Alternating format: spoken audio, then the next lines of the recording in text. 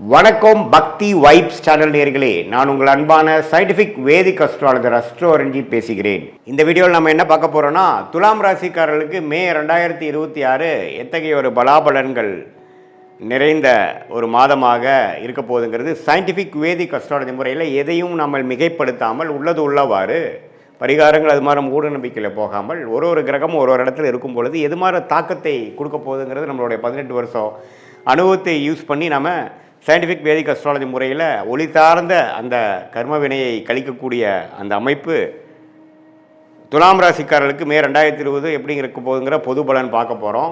இப்போ பாருங்கள், துலாம் ராசிக்காரர்களுடைய அதிபதியாகிய துலாம் ராசியோட அதிபதியாகிய சுக்கிரன் பார்த்திங்கன்னா ராசியவே மே முதல் 2 வாரம் பார்த்து 8ஆம் இடத்துல ஆட்சி பலம் பெற்றுகிறார்.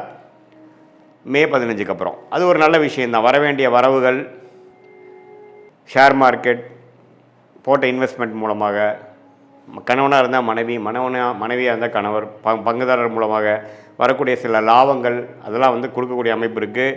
துலாம் ராசிக்காரர்கள் கொஞ்சம் நல்ல லாபங்கள் வரக்கூடிய அமைப்புகள், பிரச்சனை இல்லாத அமைப்புகளாக இருக்குது. இதுவரை செவ்வாய் 6ஆம் இடத்துலேருந்து சில பிரச்சனைகள், உடல் உபாதைகள், சனியோடு சேர்ந்து பிரச்சனை கொடுத்துட்டு இருந்த செவ்வாய் 7ஆம் இடத்துக்கு வருகிறார். ஸோ அதனால் கொஞ்சம் உடல் உபாதைகளால் பாதிக்கப்பட்ட சீனியர் சிட்டிசன் துலாம் ராசிக்காரர்களுக்கெல்லாம் கொஞ்சம் நிவர்த்தி வரக்கூடிய, உடல் ரீதியான சில தொந்தரவுகளிலிருந்து மீண்டு வரக்கூடிய அமைப்பு கண்டிப்பாக துலாம் ராசிக்காரர்களுக்கு இருக்குது. அது நம்ம தெரிஞ்சுக்கணும். அடுத்தபடியாக பார்த்திங்கன்னா புதன் 7ஆம் இடத்துலேருந்து ராசியை பார்த்துட்டு இருந்த புதன் இப்போது 8ஆம் இடத்துல போய் சுக்கிரனோட வீட்டில் சுக்கிரனோட சேருவது அருமை. ஸோ எகெயின் சில வெளிநாடு பிரயாணங்கள், தொழிலில் வரக்கூடிய லாபங்கள், பங்குதாரர் மூலமாக வரக்கூடிய லாபங்கள், ஷேர் மார்க்கெட்டில் உள்ள லாபங்கள், அதெல்லாம் கொஞ்சம் நல்ல விஷயங்கள் இருக்குது. அதே சமயத்தில் கல்யாண விஷயங்கள், வண்டி வாகனம், சுப விஷயங்கள் எல்லாமே நடக்கக்கூடிய அமைப்பு கட்டாயம் துலாம் ராசிக்காரர்களுக்கு இருக்குது. ஸோ சூரியனும் பார்த்திங்கன்னா 7ஆம் இடத்துல உச்சம் பெற்று ராசியை 7ஆம் இடத்துல இருந்தது பார்த்திங்கன்னா 8ஆம் இடத்துல மாறுறார். ஸோ அதுவும் ஒரு அருமையான அமைப்பு. ஸோ இது மூலமாக என்ன தெரியுதுன்னா, இடமாற்றங்கள் உண்டு, சுப முதலீடுகள் உண்டு, வரவுகள் உண்டு, சில நிதி நிலைமைகள், பணம் போக்குவரத்து, வரவேண்டிய பணம் நமக்கு வரக்கூடிய அமைப்பு அதெல்லாமே கொஞ்சம் நன்றாக இருக்குதுன்னு சொல்லலாம். மீடியா துறையில் இருக்கிறவங்க, கலைத்துறையில் இருக்கிறவங்களுக்குலாம் நல்ல ரெகக்னிஷன் கிடைக்கும்.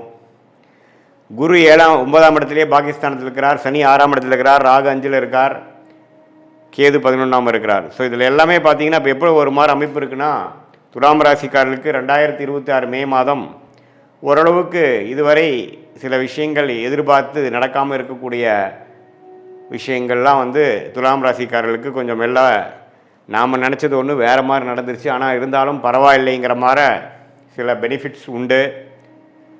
தங்கம், சில பேர்லாம் பார்த்திங்கன்னா தங்கம் வாங்குகிற இல்லத்தரசிகள்லாம் தங்கம் கொஞ்சம் வாங்குறது, நகை கொஞ்சம் பண்ணிக்கிறது, ஷேர் மார்க்கெட் மூலமாக கொஞ்சம் ரிட்டர்ன்ஸ் எடுக்கிறது, கொஞ்சம் ஒரு சொத்தை கொடுத்து நல்ல லாபம் பெறுவது, மாமனார் மூலமாக சில சொத்துக்கள் வருகிறது, அது மாதிரி சில விஷயங்கள்லாம் பாசிட்டிவாக வரக்கூடிய அமைப்புகள் இருக்குது. அதுக்கு தகுந்த மாதிரி தசாபுக்திகள் போகும்பொழுது ஸோ பொதுவாக பார்க்கும் பொழுது துலாம் ராசிக்காரர்களுக்கு ராசிதிபதி 8ஆம் இடத்துல இருக்கிறனாலையும், ராஜயோகாதிபதியும் 8ஆம் இடத்துக்கு போகிறனாலையும் மறைமுகமான சில விஷயங்கள் தான் வருமே ஒழிய, நேர்த்தியாக நீங்கள் முடிவெடுக்கும் பொழுது தொழில் மூலமாகவோ அதுலாம் ஒரு மாதிரி தான் இருக்கும். ஆனால் செகண்ட் இன்கம் கொஞ்சம் ஜென்ரேட் ஆகும். கமிஷன்ஸ், புரோக்கரேஜ், அது மாதிரி சில விஷயங்கள்லாம் நல்லா வரும். ஓரளவுக்கு ஓவராலாக பார்த்திங்கன்னா உடல் உபாதைகள், பிரச்சனைகள், வம்பு வழக்குகளில் பாதிக்கப்பட்டிருந்த கடன் தொல்லைகள், அதெல்லாம் பாதிக்கப்பட்டிருந்த துலாம் ராசிக்காரர்களுக்கு சிலதெல்லாம் கொஞ்சம் முடிவு எடுத்து சிலதெல்லாம் முடிகிற மாதிரி வரக்கூடிய அமைப்பு உண்டு. ஏன்னா 6ஆம் இடம் கொஞ்சம் செவ்வாய் சனியோடு சேர்ந்து ஏப்ரல் மாதம் ஃபுல்லாக பிரச்சனை பண்ணிகிட்டு இருந்த அந்த அமைப்பு கொஞ்சம் சரியாகுது. ஸோ அதனால் துலாம் ராசிக்காரர்களுக்கு கொஞ்சம் இதுவரை ஒரு மாதிரியான அமைப்பாக ஏப்ரல் மாதம் முழுவதும் இருந்தவங்களுக்கு சில பெனிஃபிட்ஸ், சில வாய்ப்புகள், சில வேலை வாய்ப்புகள், சில மாற்றங்கள், சில ஹோப் கிடைக்கக்கூடிய அமைப்புகள் கண்டிப்பாக இருக்குது. அதை நீங்கள் 2 கையால் பிடிச்சி அதில் மூலமாக வாழ்க்கையில் கொஞ்சம் அடுத்த லெவல் போகக்கூடிய. ஏன்னா குரு பயிற்சி பார்த்திங்கன்னா மே முடிஞ்சு ஜூன் மாதம் 6 வருது. அது 10ஆம் இடத்துக்கு குரு வரார், 2ஆம் இடத்தை பார்க்குறார். கொஞ்சம் கையில் வருமானம் வரக்கூடிய அமைப்பு, கொஞ்சம் காசு வரக்கூடிய அமைப்பு, கொஞ்சம் சில்லறை வரக்கூடிய அமைப்புகள்லாம் கண்டிப்பாக உண்டு. ஸோ அதுக்கு வேணுங்கிற ஒரு ஃபவுண்டேஷனான விஷயங்கள்லாம் பார்த்திங்கன்னா மே மாதம் 2026 குறிப்பாக செகண்ட் ஆஃப் துலாம் ராசிக்காரருக்கு கொஞ்சம் பாசிட்டிவாக அமையக்கூடிய அமைப்புகள் இருக்குதுங்கிறது நீங்கள் தெரிஞ்சுக்கணும்.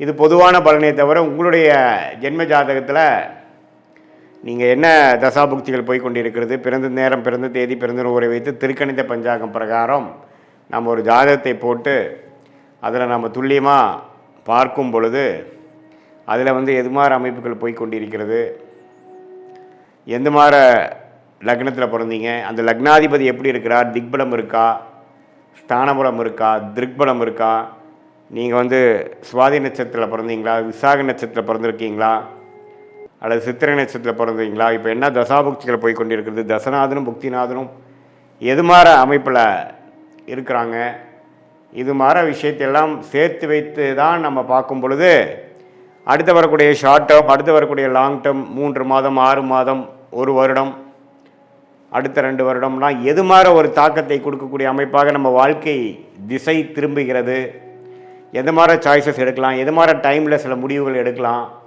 எந்த நேரம் எப்படி நம்ம காட்டுது, டிரான்சிஷன் பீரியட் எப்படி இருக்குது, நமக்கு வெளிநாடா உள்நாடா, அரசு உத்தியோகமா, வேலை, கார்ப்பரேட், ப்ரைவேட் செக்டாரா, தொழிலா, எது மாதிரி படிப்பு படிக்கலாம் நம்மளுடைய குழந்தைகள், எது மாதிரி விஷயங்கள் வந்து நமக்கு திருமண விஷயங்கள் எப்போ காட்டுது, எப்போ சுப விஷயங்கள் நடக்குது, திருமணத்தை எதிர்பார்க்குறவங்களுக்கு எந்த மாதிரி டைமில் அமைப்பு வருது, நமக்கு லேட் மேரேஜா ஏர்லி மேரேஜா, குழந்தை பேர் எதிர்பார்க்குறவங்களுக்கு எப்போ எப்படி வருது, எப்போ நம்ம ட்ரீட்மெண்ட்டு போகலாம், ட்ரீட்மெண்ட் தேவைப்படுதா, அதே மாதிரி எப்போ கடன் அடையும், எப்போ பிரச்சனையிலேருந்து மீண்டு வருவோம், எப்போ வந்து நம்ம வீடு வண்டி வாகனம் வாங்குவோம், வாழ்க்கையில் தேவையான ஒரு அத்தியாவசிய விஷயங்களுக்கும் இந்திய வேத ஜோதிடத்திலான அடிப்படையான அறிவியல் சார்ந்த ஒரு சாஸ்திரமாகிய சயின்டிஃபிக் வேதிக் அஸ்ட்ராலஜி முறையில் துல்லியமாக பலன்கள் எடுத்து அடுத்தடுத்து வரக்கூடிய காலகட்டங்களை பிரித்து பார்த்து நம்மளுடைய கர்மா என்ன சொல்லுது,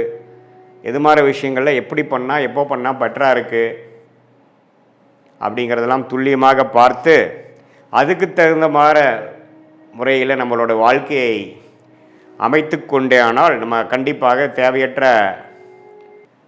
பொருள் விரயங்கள், தேவையற்ற சமய விரயங்களை தவிர்த்து எதிர்நீச்சல் போடாமல் வாழ்க்கையில் எளிதில் நம்மளால் வெற்றி பெற முடியும். அது மூலமாக நல்ல பலாபலன்களை நம்மளால் ஃபேஸ் பண்ணி தேவையற்ற மன கசப்புகள், விரக்திகள், தோல்விகளை தவிர்த்து அந்தந்த நேரத்தில் அந்தந்த விஷயங்கள் பொறுமையாக செய்து வாழ்க்கையில் எளிதில் நம்மளால் நம்மளுடைய கர்மாவின் பிராப்தங்கள் என்ன, தோஷங்கள் என்ன, யோகமான பிளானட்ஸ் என்னவா இருக்குது, எந்த நேரம் வரைக்கும் நம்ம காத்து கொண்டு இருக்கணும், எப்போ நம்ம வேகமாக போகணும் அப்படிங்கிறதெல்லாம் சயின்டிஃபிக் வேதிக் அஸ்ட்ராலஜி முறையில் அந்த ஒளி தத்துவம், எது மாதிரி ஒளி கொடுக்கக்கூடிய கிரகமாகிய குரு, சுக்கிரன், பௌர்ணமி, சந்திரன், இதெல்லாம் நம்மளோட ஜாதகத்தில் எந்த நேரத்தில் வந்து செயல்படுகிறது, எப்போ வரைக்கும் காத்திருந்து நம்ம செயல்படலாம் அப்படிங்கிறதை தெரிந்து நம்ம செயல்படும் பொழுது வாழ்க்கையில் எளிதில் வெற்றி பெற முடியும் என்று சொல்ல விரும்புகிறேன்.